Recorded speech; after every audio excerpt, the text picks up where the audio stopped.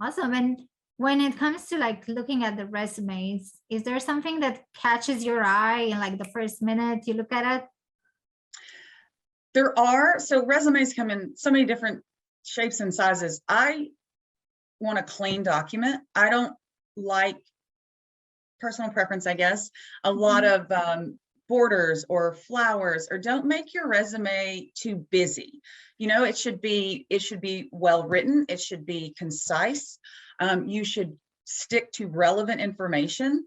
Something that someone told me a long time ago and that has worked in my favor is that read the job description and then go through your current resume or think back and think of things, how they tie in, and use some of those keywords that they use in the job description on your resume to tie that in so that your resume will get noticed. So also anything that has to do spelling, grammatical errors, anything like that, that's a real turnoff. I don't need to know what you did 15, 20 years ago as your internship in college. I want to know, I would say don't go past the last 10 years unless it is truly relevant experience. And then you can, and just make sure you tie it in, but just be concise and just make sure that your formatting, your grammar, spelling, all of that is on point, because it's those little details that can trip you up.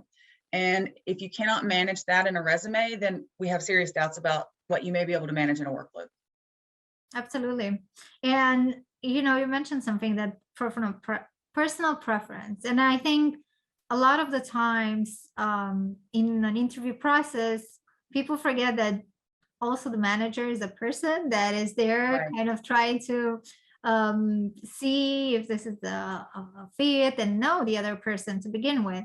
And a lot of the time that interview becomes very stressful because you come prepared for kind of like a panel and like to be judged or to be there to be evaluated.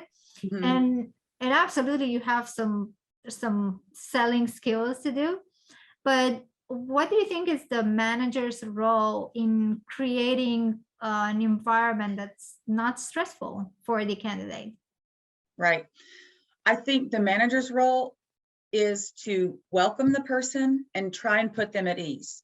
Whether that is trying to get to know them, trying to find some sort of common ground that you can both sort of relate to, and make it as comfortable for them as possible. Because as you said, it is extremely nerve-wracking, and there's a lot of nerves on the part of the interviewee.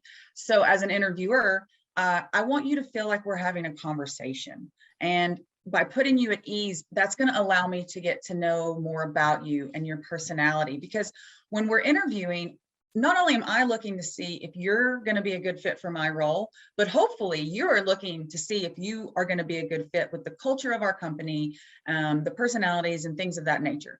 So it is very important for the manager to kind of set the tone up front, let them know that, this is an easygoing, hopefully, conversation. Obviously, with different types of jobs, it's going to be different. But for my job in particular, that has seemed to work very well.